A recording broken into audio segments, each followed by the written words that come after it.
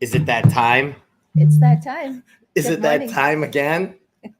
It is Thankful Thursday. I used to call it Thirsty Thursday when I would go out and party on Thursday nights. Okay. But it's just another beautiful day in the Chicagoland area, and we have a lot to talk about today. I barely even know who this is standing next to me. And that's the fun of it, right? Is like we meet people when we're out and we just get a vibe and we recognize like we attract good people in. She has an interesting story. She has an interesting business. She's got great energy. And we're going to dive deep into resilience today. So let's let a few more people get on and here we go. Here we go, right? Yeah. Now, the funny thing was, too, me as an awesome host did not get coffee for Ronak. And then she was going to bring chai. Yes. She was going to bring chai. And we both just like had these epic fails when it came to hospitality.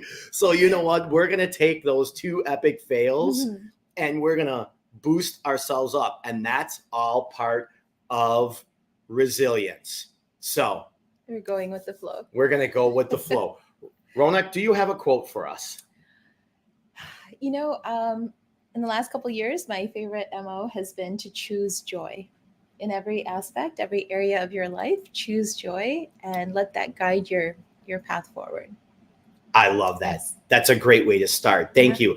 And on that note, welcome to this episode of Live Beyond Default live stream. It's episode number 73, and it's your weekly dose of personal growth. My name is Dave. This is Ronak, and here we are with Chicagoland's most abundant live stream. Thank you for sharing and investing the next hour with us, whether you're watching live on any of the platforms, and of course, watching the replay on Spotify and Apple Podcasts. So this was a great last weekend of summer, technically, because isn't summer end in 3 days or? Yes, soon enough. Yeah. Soon enough. So, you know, we've been doing this fall/summer thing. Who's ready for fall and who's still holding on to summer? Because I'm holding on to summer. I'm holding on to summer. Are you really? Yes. I'm holding on to summer too. It's like I see Halloween stuff out and I don't want to see it. I'm not ready for it. No. Halloween is over a month away. Put the Halloween stuff away. Yeah. This weekend, I did go to the Live Golf Tournament in Bolingbrook, Illinois. I don't know if anybody is big into golf, but the Live Golf Tournament was super fun, and that was outside all day, which was awesome. And then I went to Salt Shed for the first time in Chicago, and I saw Chris Lake, who is an awesome house DJ. Yes. So I think you mentioned, yes. Yeah, I mentioned that. So I really loved that. Thank you all for coming on. We got Chris on there. Thank you for showing up. And of course, Teresa's holding on to summer. Absolutely love it. Thank you. Okay, did you do anything fun this weekend? Gosh, I can't remember to the weekend yet. Isn't that funny? Isn't that funny how that happens? Yeah. Well, we are ready to dive into our topic. And I want to remind everybody that gratitude is the key to happiness. So we always want to come from a place of gratitude, from a place of grace. And if there is anything that you are grateful for and you want to drop it in the chat, just drop it in there. It's going to send more love and good vibes everybody's way because we all have something to be grateful for. How about you? Share one thing. I am grateful for good health. I like that. Thank you for sharing that, you know, and I'm going to say, I'm grateful for my freshman 15.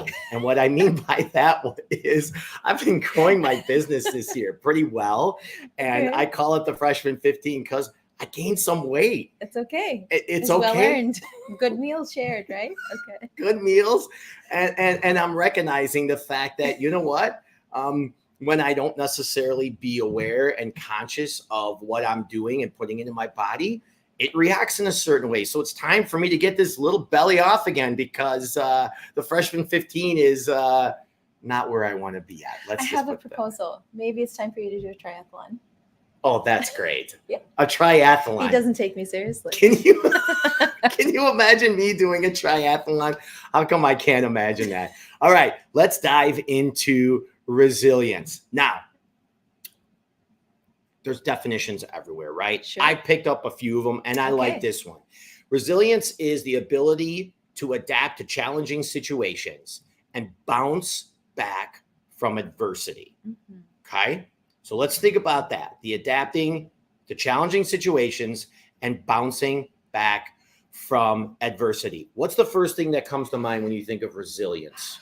I think everyone's struggle is internal. Mm-hmm. And my first wish for everyone is to find somewhere that you can talk about it, whether it's a person, an outlet, a group, maybe through a medium such as sports or walking, music, a podcast, in fact, artwork, whatever you can. I highly encourage to release what is on your mind, what's heavy on your heart.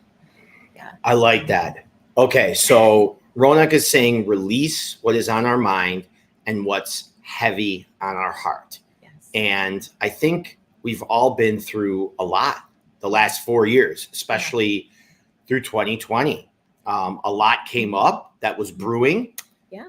And some good, some bad. And what an opportunity to really build your resilience.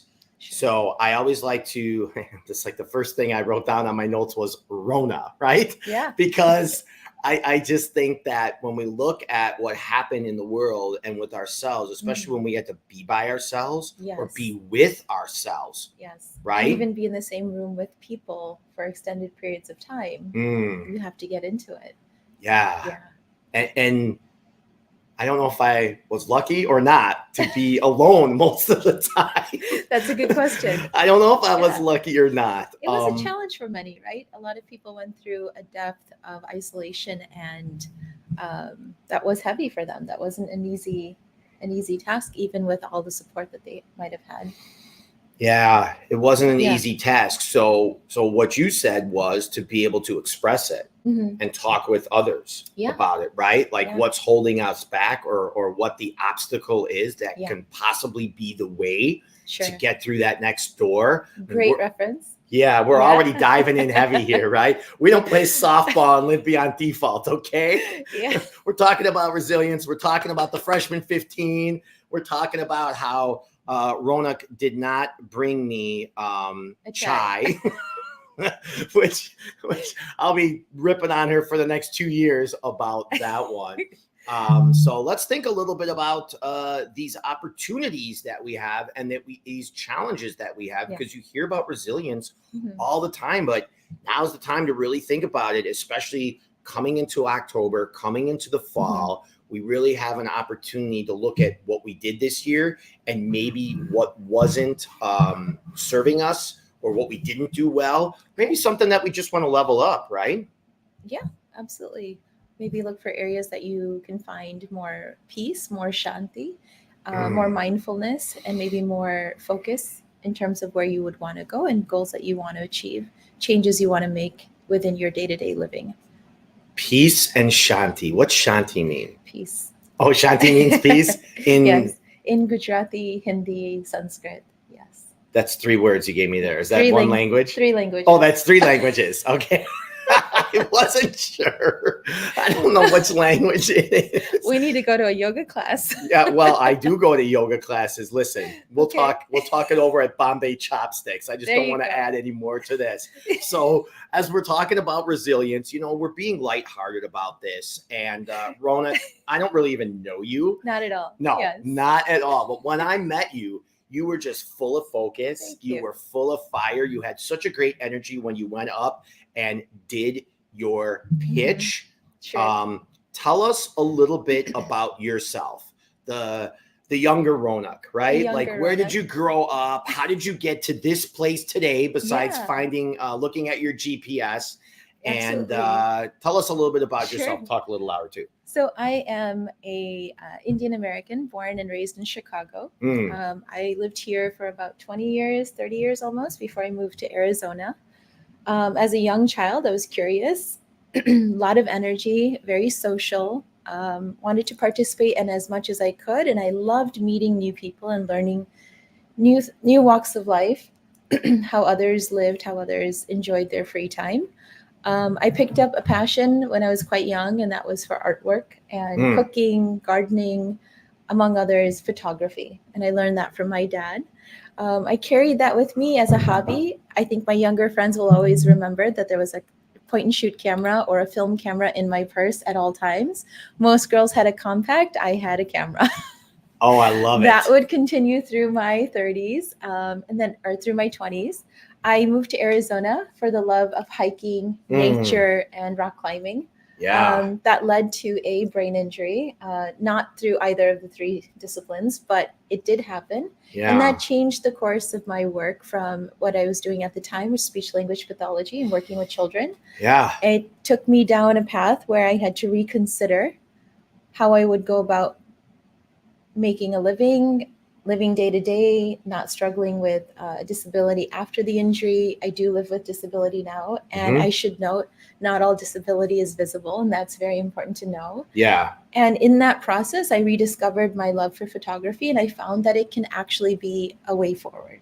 So with that in mind, the pandemic came around. I was transitioning from speech pathology to photography, and it led me to come back to where my roots are, to be near family, to take care of loved ones. And in time, my younger sister was expecting my first niece or nephew, and I could not be more overjoyed. In other words, Ronak, Masi, come home, settle here. That hint was laid out, and I followed through. I picked it up and I relocated back to Chicago. So here, I'm now spending a lot of time, not with one, but two nephews now, both super sweet, Aiden and Aaron. Yeah, Aiden and Aaron, I love that. They're very, very full of life. And for me, they are what I'm grateful for every day. Yeah. And moving from there, I just started to find a path back to myself from that injury. It was life-changing, did change a lot of me and how I function and how I move about, how I orient myself with other people, career-wise, and in so many disciplines. And then from that, I followed my path and I found myself enjoying photography and picking that up as a career. Yeah. Yeah. So we are starting, but here we are. That's a great story. Yeah. You're feeling the energy here. It's like she's just overflowing with it. And I love the story of how you went to Arizona. Yeah. Right? For your love of nature, your love of hiking. Let's go to First Ascent in Arlington Heights. Absolutely. We can do FA. Yeah, I would like that. So there was a lot of things that happened. And let's say maybe a tipping point was when you had your injury. Yes. And becoming resilient from that. It's hard to say resilience occurred in that process overnight because the recovery was almost 10 years. 10 years. My journey with the recovery would continue for about 4 years before we recognized what was wrong.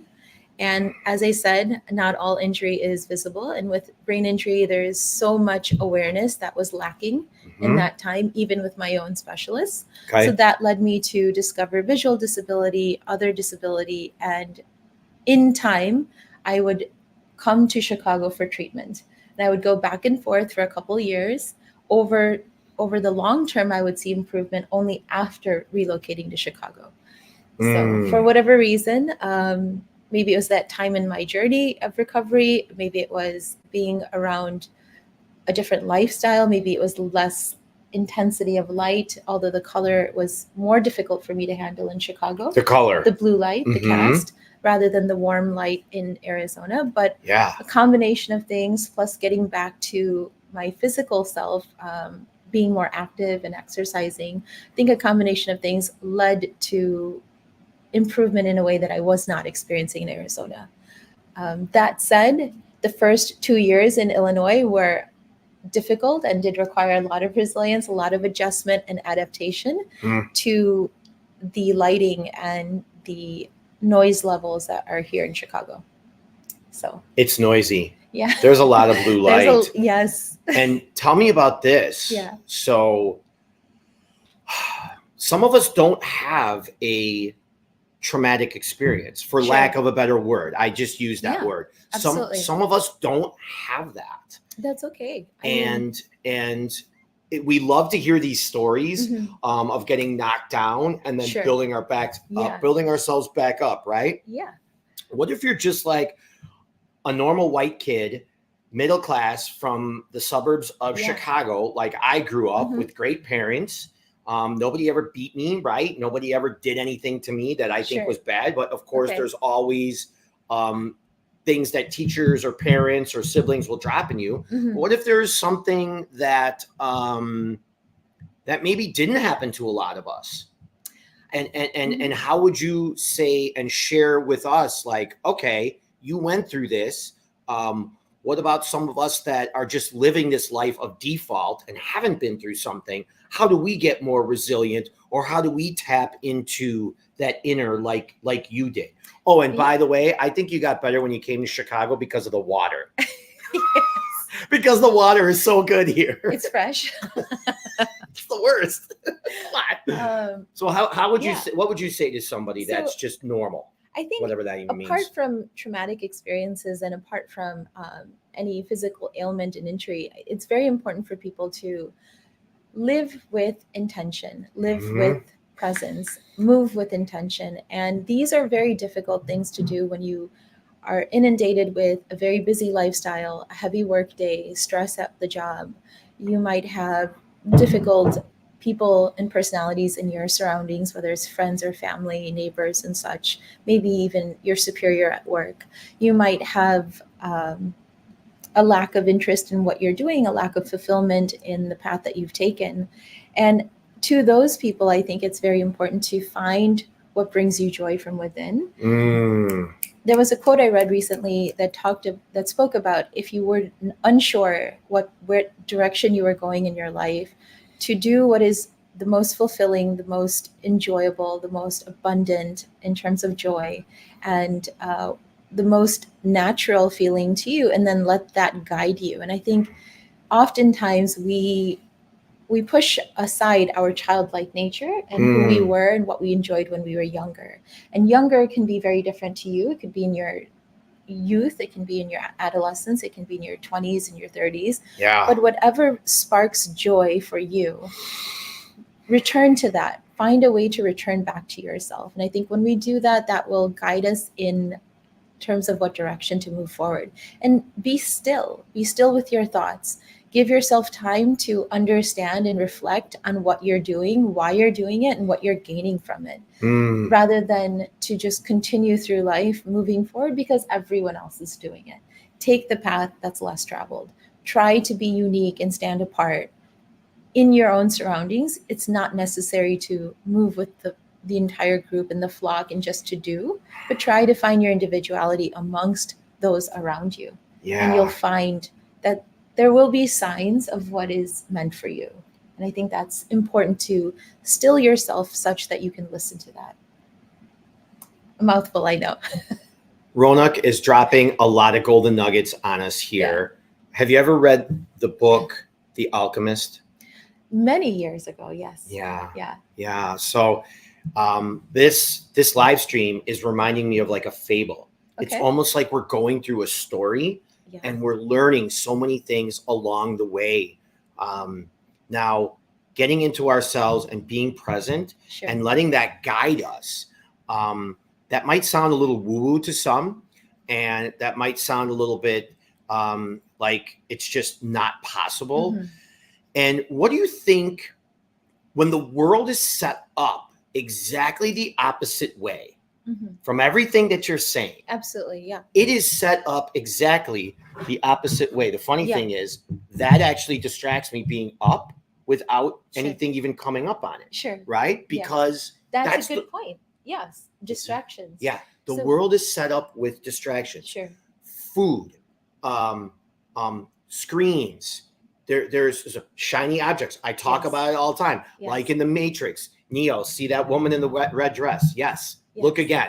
Yeah. Like it's not real. Mm-hmm. And how do we, how have you, and how do we just simply during the day at times tap into that presence and maybe not resist the flock, but recognize that, hey, maybe that flock, we're not part of that and we don't want to be a part of it. And for so many years, we wanted to be a part of the flock because that's what would keep us in survival. Yeah. And right? I think that's a good point. Which one? Because I said like 10 things. It is important to have community. Yeah. I think it's very necessary to have community. Yeah. But I think it takes a bit of mindfulness to reflect on who you're surrounding yourself with, and more importantly, in what ways you're connecting with someone. So, for example, if you have several groups of friends who all go out for the same purpose, that's going to be overkill on your schedule because you can't attend 5 happy hours or 5 nights out with everyone all the time. Yeah. However, you can look into see what other areas in their life do you connect with them. Maybe someone enjoys picnics and another person road trips. Another person loves to travel and someone else does jujitsu, and a third person enjoys going to the gym. Connect with them in a way that allows you to do what is in your life as a priority. So if you need to work out, connect with that friend to work out and kind of adjust your schedule with your home life and their life and see if that's how you connect. That was a hint. Go on. If there's another person who enjoys time with their entire family, use that as an opportunity to do that together so that you can involve your spouse, children, whomever makes up your nucleus at home. And in that way, if you start looking at mindfulness in the activities you do, you're doing them purposefully, you're living beyond what is default for our day to day, and you're using intention with what choices you're making. And that in turn is going to automatically cause you to slow down. When you slow down, you live with less distraction, you take more time to reflect. You're not constantly in an excessively fast-paced environment, although that can be an option too if that's what you enjoy. Yes. Hey bro, let's go to the EDM concert because that's our thing. That's fine.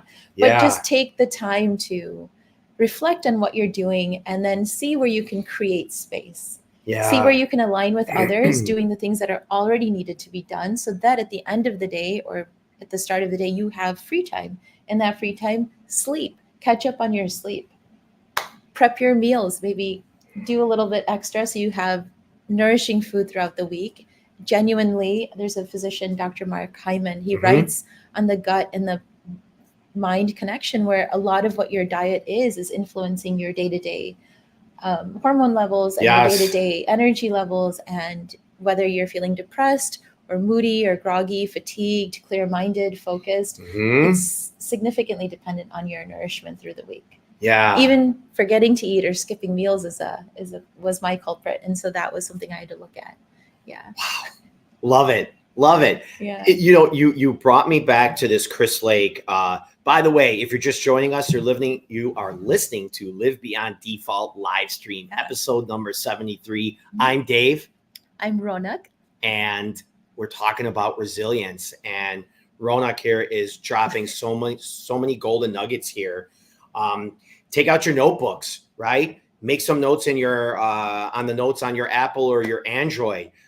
People that listen to this live stream are growth minded. We're self-reflective, and we're willing to take feedback, and we're willing to share and give from a place of abundance to others. Remember, we fill our cups first, it overflows. That's the abundance that we give to everybody else. Yeah. And we're doing our best to do that here. You reminded me of something when I was at Salt Shed this weekend at the Chris Lake show. Okay. So usually house music festivals, and this was the same. They're like love fests. Oh my gosh. House music festivals are just love fest. It's like you've got Chicago, you've got just a cool beat to dance to, and everybody's just really into it. And it's so coming back in this area, which is awesome. I just absolutely love it. But there was a time at the show where we were standing, the vibe wasn't good, and we felt it for a while. And both of us didn't realize we were both feeling it until I said something like, hey, we want to take a walk. And Robbie's looking for us. Robbie Newprane, Indian. Okay. And he's looking for us because he's saying, hey, we're over here. I'm like, we're in front of the bar. The point is, we felt like the vibe wasn't good. We weren't tapping we weren't able to connect as well with ourselves Sure. because of the surrounding. Okay. And that was hard to tell, especially when you have bass, a beat, lights, and you have somebody up on stage, which we really like, but we were able to feel it. So Follow your energy. Yeah, we walked away, we cut straight back, and then I said, oh, let's go to the left here. And we went to the left and we ran right into Robbie, who was looking for us for like 20 minutes because we wanted to hook up. And we ended up taking pictures and all that. But the point was, like, that is, as you were talking about universal and like big picture, like you brought me back to even something as simple as this weekend where like we didn't feel like we were being ourselves for that moment. It just was this little environment pack that we were in. It was like, nope, we got to get out of this. Yeah. Like we got to go somewhere else. And how could we apply that right into other areres? I think you bring up a good point. Is it Rumi who talks about what you're searching for is also searching for you? And I know I've not said the right quotes there. I love it. Right Rumi. words. Yeah. You're right. But I think intention is a very strong motivator. I used to think it was very woo-woo 10 years ago, 15 years ago. I remember I had a girlfriend who would always talk about The Secret, or would always mention, read a book that talks about intention setting, and we see it in the media. But I truly believe when you've healed and you've reset your body, your energy, and you set an intention with your body, mind, soul, your energy feels it. That energy we're transmitting is genuinely that joy, that fear, that whatever that energy is, it's going to be replicated by the person next to us and by the people around us. Yeah. It will shape your decisions. Yeah. It will shape your behaviors, where you go, what you do, where you end up. Yeah. And I think on that note, if you had an intention to go and enjoy this incredible event, music concert, and you had an expectation of what it might be like or what the energy level should be and what energy you were bringing to it, and when you were in an area where that wasn't being matched, you recognize that I need to remove myself from here and move towards where there's more energy. And I think that alone might have brought you closer to your friend. It's a very minor example, but that's a good one. Yeah. Yeah. Well, you brought me back there. Yeah. You brought me back there when you were sharing that. Rajneesh says, I agree. It's so important to slow down and reflect on the present. Maria says she's amazing. And Ranka says, amen. Ranka's a photographer too. Very nice, Ranka. We're getting really cool feedback and comments here. Thank you so much. What were you going to say? So Rajneesh there is a good friend. And look, there was a time in my life where I was struggling with various personal effects or personal issues. And it brought me to a place of, I felt lost. I felt without direction. I felt heavy and I felt depressed. And it was a very tough time. Raj, as a coworker at the time, recognized that and invited me several times, but of all the times, once to join him on the running track. That morning, I showed up with chai, two cups of chai. Instead of running, we actually sat down and we just needed to chat. And I think that's what it was. I love that. But that led me to running. And one foot before the other is what he used to say. And for me, it was a run-walk interval that we started. Yeah. And that path, that day, I came up on 3 important notes. One was to fill the void with more of who you are. In the event that you've lost a sense of self, or you've lost direction, or you looking for a new path, maybe you're grieving a loss, maybe you're looking for a new path, a new career, you're going through your midlife, questioning. I won't say crisis, but just questioning, because it's a process. Yeah. Fill the void, whatever you're aching for. A lot of us are losing family members at this age. Some of us are experiencing the loss of a spouse or a parent. And in that process, I would say fill the void with more of who you are. Chances are you've lost yourself and buried yourself in your day-to-day over time. The next one is do more of what brings you joy. Find and seek the activities and the people that bring out the joy in you. Whether it's conventional or not, it's okay. It can be bird watching in the park if that's what you enjoy. Yeah. Find someone who enjoys nature and make a thing of it. Start doing something bigger with it. Grow with it. And get others to come along with you. And the third one, which was really critical for me and many of those around me who experience darkness, is to choose joy. Intentionally choose joy. Small bits of joy, small things, it will grow. But as you put a drop in say, imagine that you have those old Tide commercials. Do you remember those? There was a gentleman that had the glass beaker and he'd put in the little detergent and it would change colors. Yes. So imagine you're dropping food coloring in a jar. The first drop won't do much. The second won't do much. Imagine these are small glitters of joy. Yeah. Third, fourth, by the 50th, by the 30th, by the 20th, you'll have seen the color to have changed. That comes from a favorite author of mine, Dr. Julie Smith, a psychologist out in the UK. Mm-hmm. She writes a beautiful book, Why Has No One Told Me? But she talks about changing the color of your life. And I think as you do this with small activities that bring you joy, over time, you will find more joy. You don't have to be depressed or grieving a loss. This could simply be someone who's not feeling fulfilled, feeling numb. So many people are just feeling inundated with stress and they've kind of just turned off. That's okay. Maybe someone in their marriage is feeling stillness and they're not feeling alive. Well, this is how you bring yourself back to the joy. It's not another partner or another activity or a new car or a new house that will bring it to you. It's finding it within. Love that. Yes. I love that. Those are 3 amazing nuggets. And it's not the last thing you said there. It's not finding another this. It's not replacing. Yes. It's finding it within. And what that reminds me of is something that I've been doing a lot of lately is, I mean, I even had to do it with like the pants I chose to wear today. Because sometimes I get up in my head about things. It's like, Instead of making the right decision, I've chosen to make the decision right. So the idea, joy in it, the idea is just make the decision and then make it right afterwards, as opposed to being in our heads or saying we have to replace. Right. All of a sudden, I've got to replace this partner. Yeah. All of a sudden, I've got to replace this car. Now, sometimes, of course, we understand that is necessary. It is. Take a minute. Oh, I can't wait to go to Bombay Chopsticks. Is Raj coming with us? Yes. Does he live here? Yeah. Raj, will you join? Yeah. Oh, That's so clearly I'm white. Yeah. And clearly you're Indian. And I love sharing, like I'm part of the diversity alliance group through the Schaumburg Business Association, which is an amazing group. Sure. And, something that people will bring up, I was emceeing their first year anniversary. Okay. And before that, there was panels of 5 people. And before that, we're sitting at the table eating and someone's like, oh yeah, that's funny. They picked the white guy to MC. That does not make any sense to me. Yeah. And picking the white guy to MC? Yeah. Okay, yeah. So I'm going to share something with you. Okay. So it makes a lot of sense. Okay. And the reason why is because diversity comes from within.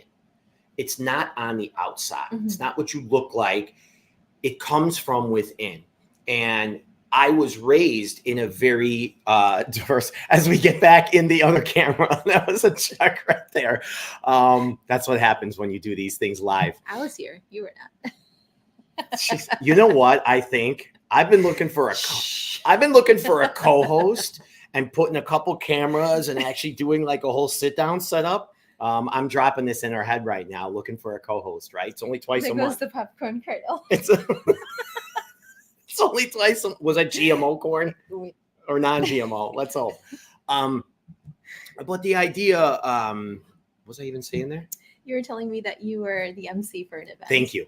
And why you are considered diverse. Yeah. Well, it's not about me. The point is I was the token white guy, right? Oh, right. And I understand how that feels at times. Sure. So what's interesting is that because it's the Schaumburg Alliance, because you're saying because you were in Schaumburg, everyone else was not.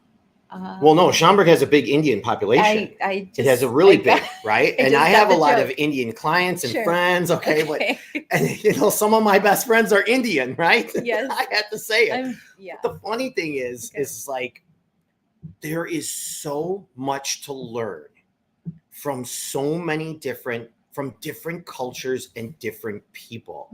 And I saw beyond, like when you first got up to do your pitch at Austin Sabella's Uptown Networking, awesome event. Yes, Awesome. second Wednesday of the month at Cocoa and Blue in downtown Arlington Heights. Thank you, Michael, for hosting. Yeah, love it. So the funny thing is, when you first got up there, I was like, oh, who's this? Right? Because I'm always saying, I'm like, who's getting up there? I can't wait to see this pitch. And all of a sudden, it was just like, boom, you sat there, you were like all shockedy, and it was like, bam, here's me, here's my business, here's my heart. And we were all just like, what happened? And maybe not all of us, but I was like, who is this woman? Like, where is she? I gotta meet her. I gotta hang out with her. Right? That's the ulterior motive about this live stream, is I get to hang out with people. Yes. Do you know that I didn't know that that's why I was going up there? I thought I won the raffle. Of course. I never win anything. Entitlement in the Indian culture. Yes, No. that happens. I never win anything. I genuinely thought that I was winning something, the business card raffle. So I went up there, and then he's like, take the mic. I'm like, but why? Oh, yeah. Yeah. Oh, no, you're not just giving me the gift for being me? Because we are the gift. It's for the moment, just completely, everything that rolled out was unprepared and just from the heart. So yeah, it was beautiful. It was beautiful. And you're really sharing so much here. Tell us a little bit about your entrepreneurial journey. You said you came back to photography. Yeah. What's it like working for yourself versus working for others?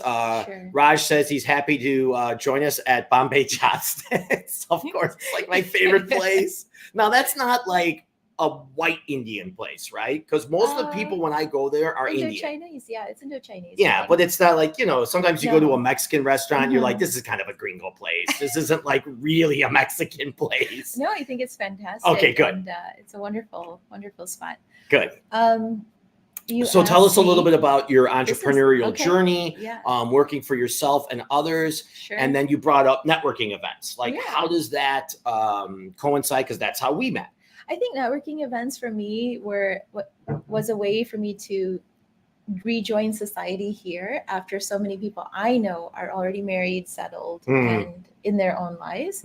Apart from activities such as like sports or places of spirituality or something local at the cultural level, it's hard to reconnect with those individuals that I've known for a large span of my life. At the same time, if you're looking to expand and just meet more like-minded people, oftentimes you'll want to go somewhere where the energy is the same and where it matches. And I find that often networking events allow for individuals who have an itch to meet others, who want to get to know new people, who are new to the area, and wanting to network and get to know people and not closed off. That is it allows a community. Networking events allow for a community of such individuals. So for me, it's wonderful. And I love Cocoa and Blue. So if you're around and come out to Uptown networking events, it's fantastic. Yeah. As far as my entrepreneurial journey, I'm not really that experienced. I'm very new. So I am looking for anyone who's interested in coming along as a business coach or, marketing professional. I thought to do this because it's what I want to do, and it's my it's what I need to do. I need to be behind a camera, and I need to create some sort of artwork that's fulfilling for me, and that I visually, when I look at it, I am overjoyed. And I think that's what working with newborn and maternity does for me and children. Super these delicious babies, and they're just it's heartwarming images. And more than anything, I think the time spent with these clients is really it's my favorite thing ever to do. And I love that. You're creating art behind the camera right here. Yeah. Yes. You're doing the same thing. At the same time, I was here, and I was in COVID, we weren't traveling, and it kind of led from one thing to another. Opportunity for a studio opened and was before me, and I had not even thought that far in my transition period. Yeah. And so luckily that was something that I was very grateful for. And I moved into a studio and I tried it out, and I thought, this can work. I went back to Arizona some months later. We had that massive snowpocalypse, so all the movers were canceled. Yes. That took another 4 months. Snowpocalypse. Yeah. In the middle of April, it's like snowing across the entire country. Yeah. Terrible. So eventually I did relocate here, and upon doing so, I thought, hey, maybe I need more confidence. Maybe I need to go out and work more. So I chose to work across 3-4 different studios. I photographed newborns in the hospitals, which was it was difficult and stressful, but it was the most beautiful, beautiful time. Brand new babies, fresh babies, 3 days old, 4 days old. I mean, I'm handling them sometimes at day 2. That's incredible. I did that for a year across two different companies. Yeah. Total 2 years. Amazing. But what I did find is I think the path for me is a more stress-reduced environment, more shanti, where I can create the energy that I want my clients to experience. And that is very key for me.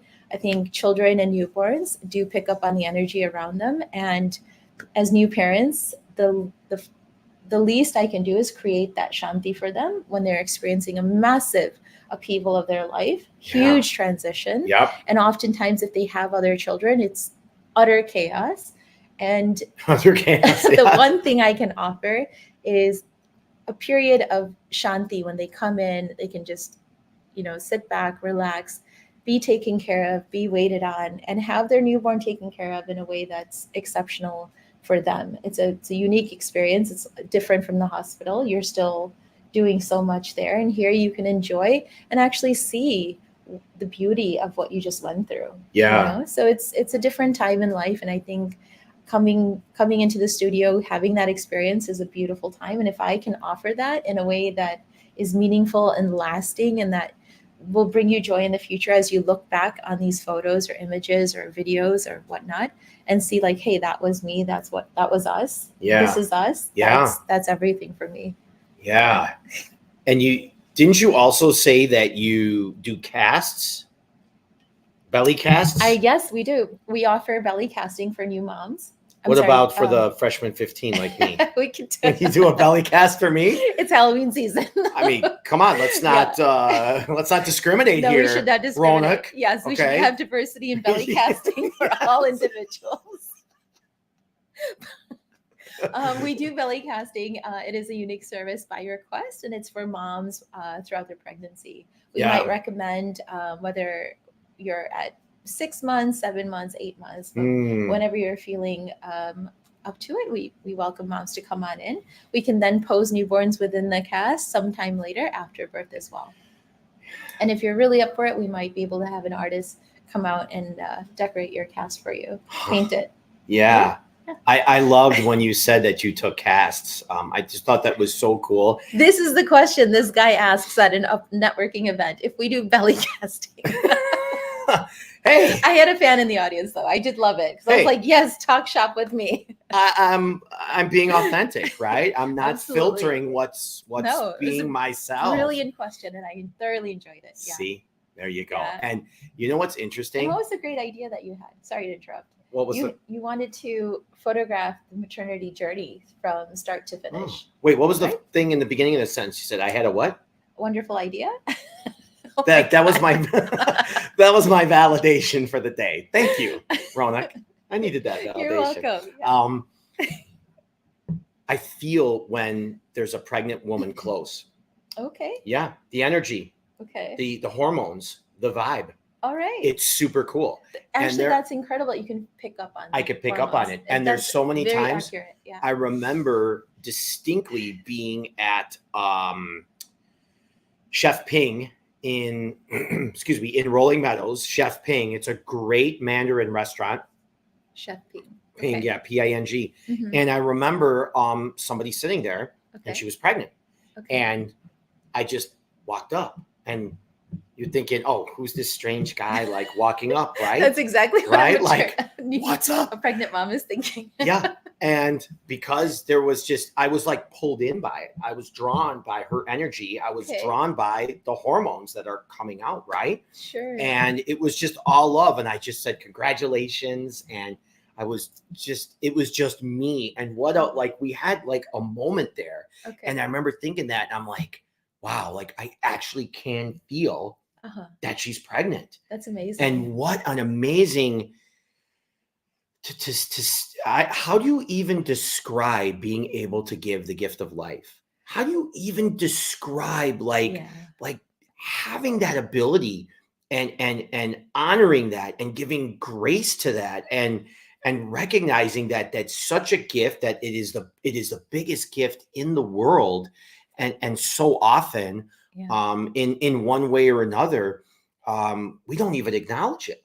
We don't even honor it. And then it's like, okay, well, you dropped your kid, you should be working the next day, because that's terrible. Because now that's what feminism taught us. I said it, right? Yeah. I said it, Yeah. and I'm going to say it. That's what feminism taught us to do. And it's like, no, that's not being feminine. That's not connecting with your Shakti. That's actually going the other way. Sure. And it's not honoring it. So I think I might get some heat for that, but I don't care, because that's the way that I've heard from a lot of women. That's the way that perhaps I feel, and I'm sharing it. And let's recognize that, I mean, think about like when you're feeling a little bit off, right? I mean, even like how sacred is it? Like, even when you're having that time of the month, right? And not honoring that, like, oh yeah, big deal, you've got some cramps, or let's throw some drugs at it. No. Or you should be able to do this. It's like, if it was a guy, okay, and I was bleeding from my private part for 5 days a month, I'd be like, shit, no, I'm not coming into the office. I'm bleeding down there. I'm like, no, I'm staying home. And it's like, we just take it for granted. Pregnancy, work the next day, periods. And it's like, stop. There's something going on here. Honor it, recognize it. And especially with your partner, whether you're female, male, female, whether you're identifying as a cat today, I don't care. The point is, whoever has the insides and that's giving birth and that's going through this once a month, it is such a gift. Give them some grace. Yeah. Give them some honor. And you don't have to be, oh, this and that, but you can do something nice. So I will say, I said a lot there. You did say a lot, but it's incredible. Raised by my mom. Yeah, I love it. I love all of it. My dad was out working. Thanks, Dad. I love you. You taught me a lot too. So I think with feminism, women are advocating to be equal, to be seen, to be heard, to be valued. And in the process, through the feminist movement, yes, women wanted to work, they wanted equal rights, they wanted the opportunity to do also all of that.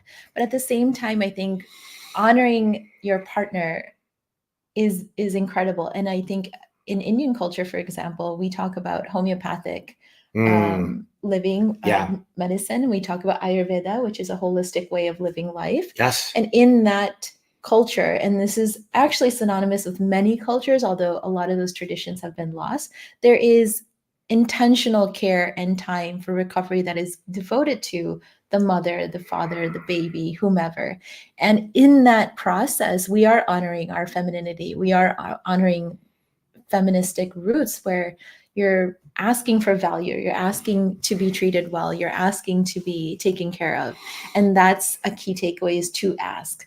People may not know cultures. To ask. Yes, people may not know. Cultures may be forgotten. Partners may not be the most available to you, but it's important to lay it out and have the discussion prior to giving birth and have that discussion that this is what I anticipate I will need. And partners allow room for the unanticipated needs. Maybe everything you had planned goes out the window. Yeah. There's a wonderful book out there, The Fourth Trimester. It's incredible, and it talks about I never heard of that. It's very, very important. I love the name of it. Recommend everyone read it. Yeah, The Fourth Trimester. Be a better neighbor, be a better father, be a better husband, be a better sibling, parent, anything. But they talk about the recovery for a mom postpartum is not even 2 weeks, a year, half a year. It's more than likely 2 years. Yeah. As often you'll experience with toxicity in your life, or a traumatic event, a dysregulating period in your time, period in your life, or such as giving birth, you will take about 2 years for your physical body to reset, to re-regulate its nervous system. And this is key, that you allow for a longer period of time for recovery. Yeah. And how women are having back-to-back children is phenomenally, it's such a miracle. I see it and I'm in awe. It is incredible. It's a lot of chaos and it's a lot of bravery, but the least that we can all do is support the moms in our lives, all of them. And you're a mom forever. Those changes are a part of you. Your heart's running around you for the rest of your life. What's that mean? Your heart's running around you the rest of your life? Your children are always on the outside, it adds a level of stress. I think any parent can agree that there's a level of stress that is there inherently now because you have these little people or older people or whomever. Your children will always be a weight on your heart now. It's something that you take on as a parent through your journey, and it never ends. I think culturally we see often that, parenting is kind of devoted to the first 18, 20, 25 years of your life, but Sure. truly parenting, that journey never ends. Yeah. Yeah, absolutely. You did bring up a good point about hormones. I do that once in a while. There's another wonderful book out there, the New Menopause. It's incredible. And it talks about changing hormones, especially in your perimenopause years. I don't know if you or maybe the women in your life are aware, perimenopause generally starts about 10 years before menopause begins for women. No, and those I hormone never heard changes, oh my God, those hormone changes are incredibly chaotic. They will wreak havoc on your body, on your mind, on your focus. A lot of women in the workplace are suffering brain fog at work in their 30s and 40s. This could be why. Yeah. So highly recommend having your hormones checked, and it's not your thyroid, it's perimenopause testing. Thank you, Jenny Vyas, for that note 2 weeks ago. And, going through that testing, going through that journey of your life, and the partners around you would be better equipped to support you if you are more aware of what's going on for you. So on the note of supporting each other. Were we talking about resilience here? But it's part of it. Yes, you have to address these things because they wreak havoc in your 30s and 40s. Yeah. Yeah. So, and it's not talked about enough. So what about the guys in a relationship that'll just say, I'm not attracted to her anymore. Like, we're not having sex. Well, I think that's the inner journey. She's not doing her thing. So, right? Like, how does this affect that? Yeah. And, I just had a conversation with somebody about that because I will ask that a lot when people are in a relationship and they're saying, well, how's this happening? I say, well, how's your sex? Right. And they'll kind of look at me and I go, well, that's an important indicator of what's going on. Because if you're getting close and intimate, there's things that are good. Well, at this age or in our this. or the freshman 15 or there's a lot of factors. I think process of elimination. First, work on yourself. First, work on yourself, because if you are still attracted to this individual, the point would be mute what she looks like or he looks like or what she's doing or he's doing or not doing. I love that. So, take responsibility. Yeah, work on yourself. Bring yourselves together. Find more connection across different mediums first. Yeah. Often they talk about, attraction, foreplay starts in the mind. The brain is our largest sex organ, so start there. Yeah. There's another. Send out a text earlier in the day saying, "I'm thinking about you. I can't wait to come home and see you." And this could be this could be the woman out working. I'm not saying as a guy. This could be the woman, or it could be the guy at home taking care of the kids and saying, I can't wait to see you walk through that door. Totally sexy too. You're so beautiful when you walk in the door and you're in that. And then guys, remember, like when she comes home from work and you've been home all day, like don't have her remember she's been at work all day, right? Like give her a little bit of space at that time. It's not a microwave situation like us with guys. You can't just hit 30 seconds and we're cooked. Okay. You got to warm up the oven. Okay. Before you stick the bun in is what I like to say. Let's be real here, but right. Yes, very true. I think it's definitely a partnership effort. And so if you're looking to reconnect with your spouse, at least give that option a try, before you turn the page on something that has been, give the option a try. You don't need to spice things up with toys and these other things. Give the option a try. Your spouse is not an option. Take the opportunity to reconnect is what I mean to say. Yes. And I understand. And thank you for clarifying that. Yeah. We're all about relationships and we're all about honoring each other in relationships. There's a lot going on here. It's good. It's good. I absolutely love it. Okay. So Katrina says, good luck on your entrepreneurial journey. Thank you. Jane at Yoga says, good morning, Ronak. Good morning. Maria says, preach. And Brian says, I currently identify as half cat, half tree Dave. Yes. And Brian's awesome. He's a fitness coach. And you can see clearly in the picture, he's ripped. He didn't get the pressure. See, maybe you could do a cast of his abs and we could compare before, after. Oh my Before, gosh. after. So where do you want to up level in your life? In my life? Yeah, in your life. And I'm gonna combine this with 1 year from now when you and I are hanging out and we're toasting club sodas with lime. I always do this when I order club soda. Is that a nod because I don't drink anymore? Well, I don't drink either. Oh. I don't drink alcohol. Yeah. Okay. See? Cheers to that. The law of attraction. You have to put good things into your body. Yeah, good things. Yeah. So spindrift, right? By cases of it. So the point is, what's an area that you want to up level in your life? And 1 year from now, when you and I are toasting and celebrating, what are we celebrating about you? Okay. Yeah. Let's see. I'll have finished my 3rd season of triathlon, but this time hopefully going in with no injuries and coming out with no injuries. That's a big goal. Yeah. But I think for fulfillment, I want my work to take a journey where it's now beyond capturing memories and it's creating a difference in the world. It's opening minds. I like to believe that a mind opened is a mind changed. And I think it's incredible to bring to light issues that we are all dealing with and seeing in our day-to-day lives that we're not discussing. Maybe they're overlooked, overheard. Or on the opposite end, maybe we highlight and showcase the joy and the fulfillment and the various talent that we see around us that's maybe, again, being overlooked and not seen. Yeah. So something of that nature. I want my work to speak volumes in a different capacity outside of just portraiture that I'm doing with newborn, maternity, children, families. I love that. And that is my pride and joy. And I want to be able to get to a point where I'm also using my work for a greater good as well. So that would be an incredible achievement for me a year out. I love that. If that's possible a year out. But it's always possible. I can try. And I'm going to hold you accountable to that. Absolutely. Yeah, I'm going to hold you accountable to that. So where do you want to level up?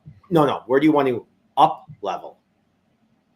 Probably in my talent and my skills. Yeah. Continue growing, continue learning. I mentor with a phenomenal photographer out west. Her name is Anna Brandt. She's an international celebrity photographer and Anna Brandt, huh? #1 in her field. She's incredible, and she's been a big inspiration to giving us a path on where to go towards. Yeah. So that's one, and then continually sharpening my own skills. We're all a work in progress, and we all start somewhere. And there's no shame in that. So no shame. No shame here. Yeah. What do you think about coaching? Are you a big fan of it? I mean, the coaching others or being coached? Both. The coaching industry has just like blown up. Yeah. I think it's important to me that I find for example, a business coach. I would want a business coach who's qualified. I don't believe necessarily that a coach has to practice the discipline they're coaching. Some people are internally meant to be teachers, and they have the wisdom and the skill set, and they can teach. I'm challenged with that one, Ronak. Why is that? Yeah, because I'm in sales, and negotiation, and I find that I've met a lot of people, whether they're sales managers or entrepreneurs, and meaning you've got to get in the arena. Oh, okay. You've got to get dirty. Sure. And then, but it depends on the coaching. I mean, some people will be incredible in their craft, but they don't have the talent to teach. So finding. Yes, I agree with that. To say though, that you haven't done something, people the greatest leaders have always said to me, I will only ask you to do what I've done myself.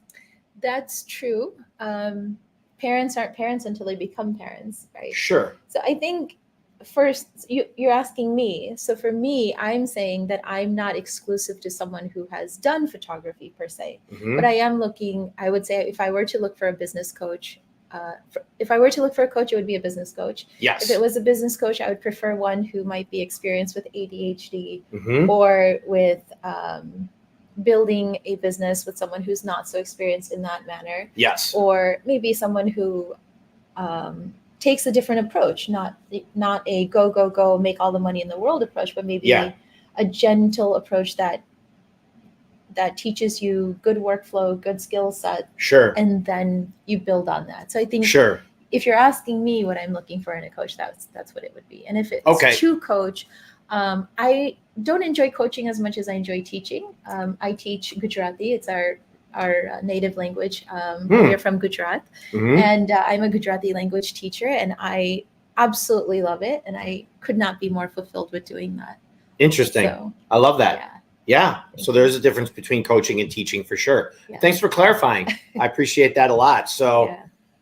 we're coming to the end here, right? We've got some more great comments. Sure. Amazing message, Ronak. Thank you for sharing your journey. I see Ronak with a very own podcast show. We need more Ronak. I dropped that in. You are not the first to say that. I dropped that in. You know, I'm going to do my pitch here. Okay. I remember back in the day when I did podcasting, and it was like Joe Rogan, Mark Maron. I'm talking like 2009, 2010. Like you couldn't even get on Apple. It was hard to even get on that platform, right? Yes. And then even doing radio beforehand, like every time I did this and it was a female that was with me, where we were both hosts. I don't like to say co-hosts. We're both co-hosts. Sure. There was always that masculine, feminine polarity that really just leveled up. It was almost like 1 + 1 = 3. Okay. And it just brought so much joy and so much value to the people that listened. Okay. So I would challenge you to rest with that on your heart for a little while. I will. Because I'm looking to level this up, not only with the content and the people that are on, but also equipment. Okay. So, but then for now, we're using this stuff.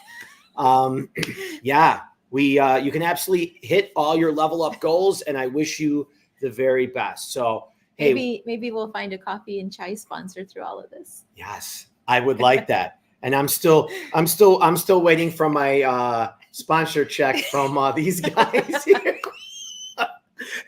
Hey, I promote the heck out of these guys, right? And we'll make a reel and we'll send it off. Okay, we'll send it to them. But I just want to say that I'm grateful for everybody new on this show. Share, like, subscribe, pass it along if you found some value. But most importantly, I'm really grateful for the right people showing up in my life. Like, I didn't even know who this was. And a few days before I was about to create this next event, which is twice a month, I didn't even have to think about it. I was calling you Ronak at the time. Sure. Right? And then I did not correct him, so thank you. And then you said it's like duck. You know? Oh, we did have that. You said like duck. Remember, I even texted you back. I go, Ronak like duck. True story. I had to do that. So the point is, like, people show up in your life when you're not distracted. When you're tapped within here, the right people showed up and you're like, I had no idea who this person even was. She got up there. She did a pitch. I was like, oh, okay. I'm going to go talk to her. Clearly she knows what's up. And then it was like, okay, I'm going to ask her on the live stream. Like, she's going to show up. She's going to be good. But most importantly, it's going to bring value to all of us. So yes, it was fun. It was a good morning. I appreciate that. Absolutely. Surround yourself with the right people, everybody. That is so, so important. Let's work on that resilience. It is a learned skill. Yeah. It takes time. It does take time. And don't discount the ability for your energy to shape others' energy. So that's important. Yeah. Yeah. Don't throw away everybody. Keep them and influence them. Influence the room. I think that's important. Influence the room. Is that like not throwing out the baby with the bathwater?